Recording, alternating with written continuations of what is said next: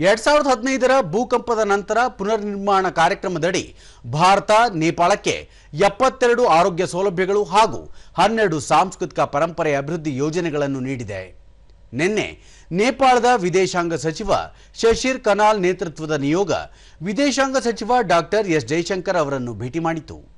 ಈ ಸಂದರ್ಭದಲ್ಲಿ ಉಭಯ ನಾಯಕರ ಸಮ್ಮುಖದಲ್ಲಿ ಹಲವು ಮಹತ್ವದ ದ್ವಿಪಕ್ಷೀಯ ಒಪ್ಪಂದಗಳಿಗೆ ಸಹಿ ಹಾಕಲಾಯಿತು. ಭಾರತದ ಏಕೀಕೃತ ಡಿಜಿಟಲ್ ಪಾವತಿ ಯುಪಿಐ ಹಾಗೂ ನೇಪಾಳದ ಇಂಟರ್ಫೇಸ್ ಪಾವತಿ ಸಂಪರ್ಕವನ್ನು ಪ್ರಾರಂಭಿಸಲಾಯಿತು.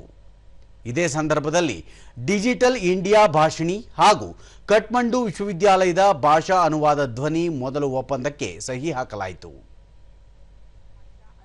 प्लेटफॉर्म के लिए डिजिटल इंडिया भाषिणी और काठमांडू विश्वविद्यालय के बीच एमओयू का भी आदान प्रदान हुआ. ಬಳಿಕ ಡಾಕ್ಟರ್ ಎಸ್ ಜಯಶಂಕರ್ ನೇಪಾಳ ಹಾಗೂ ಭಾರತದ ನಡುವೆ ಬಹಳ ಹಿಂದಿನಿಂದಲೂ ಅತ್ಯುತ್ತಮ ಬಾಂಧವ್ಯವಿದ್ದು ಎರಡೂ ದೇಶಗಳು ಅಭಿವೃದ್ಧಿಗೆ ಪೂರಕವಾಗಿ ಪರಸ್ಪರ ಸಹಕಾರ ನೀಡುತ್ತಿವೆ.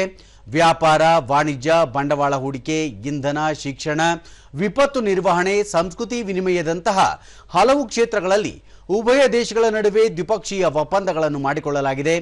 ಎರಡೂ ದೇಶಗಳಲ್ಲಿ ಸ್ಟಾರ್ಟ್ಅಪ್ಗಳು, ಕೃತಕ ಬುದ್ಧಿಮತ್ತೆ, ಮಾಹಿತಿ ತಂತ್ರಜ್ಞಾನ, ನವೀಕರಿಸಬಹುದಾದ ಇಂಧನದಂತಹ ಹಲವು ಕ್ಷೇತ್ರಗಳ ಅಭಿವೃದ್ಧಿಗೆ ವಿಪುಲವಾದ ಅವಕಾಶಗಳಿದ್ದು ಅವುಗಳನ್ನು ಬಳಕೆ ಮಾಡಿಕೊಳ್ಳಬೇಕಾದ ಅಗತ್ಯವಿದೆ ಎಂದು ಹೇಳಿದರು.